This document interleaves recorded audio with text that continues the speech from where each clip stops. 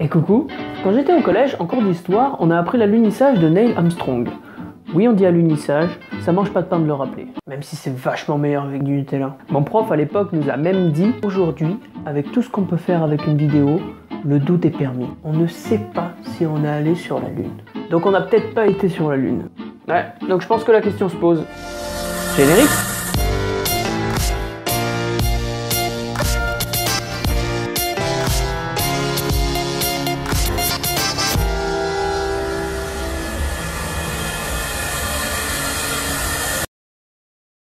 Il faisait référence à une commande top secrète de la CIA au réalisateur Stanley Kubrick pour réaliser un faux alunissage sur la Lune, mais en studio.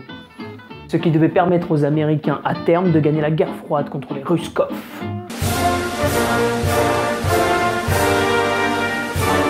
Oh putain! Alors j'arrête tout de suite les complotistes devant la vidéo. On a bel et bien été sur la Lune en 1969. Enfin je dis on... Neil. Mais on y a été, oui. Désolé. Je voulais juste arriver à cette histoire de commande top secrète, à la base de cette histoire. Cette histoire est sortie pour la première fois en 2002 dans un documentaire réalisé par William Carell. William Carell. William Carell. On va checker ça. Il est français. William Carell. Pour la chaîne Arte. C'est un documentaire très bien fait, qui interviewe les proches de Stanley Kubrick. On évoque même cette demande de la CIA. Une preuve pour les complotistes, hein. De cette histoire de commande top secrète, ils en ont même fait un film au cinéma en 2015, réalisé par Antoine Bardou-Jacquet. C'est une seule et même personne, oui. Avec Rupert Grint et Ron Perlman. Hein? Bon, ça va, Hellboy et Ron Weasley. Ah, on peut plus parler cinéma. Mais ce documentaire de William Carell, qui a pris une ampleur monstrueuse, est-ce que vous connaissez sa date de sortie? Oh, quand même, il est sorti du jour d'un événement très important en France.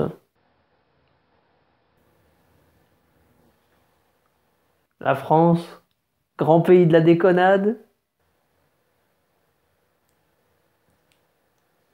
Il est sorti le 1er avril 2004. Oh là là! Le 1er avril 2004.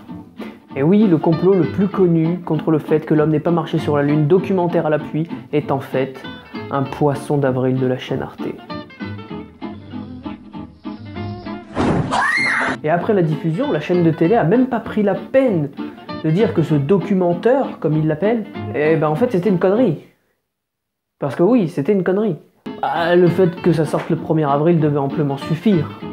Mais bon, le documentaire qui est vachement bien fait, prend des informations pour les sortir de leur contexte, les complotistes, les replays, et il en fallait pas plus. Et voilà comment une vanne devient aussi incontrôlable qu'une adolescente sans Snapchat. Hein? Je sais pas. Je sais pas. Et voilà, c'était la première de la question se pose, il y en aura d'autres. Si cette vidéo t'a plu, like, partage, commente, c'est très important. Si t'as une question qui se pose, tu me la mets en commentaire de la vidéo, tu me la poses sur Twitter avec ce hashtag. Merci à tous d'avoir regardé. Ciao.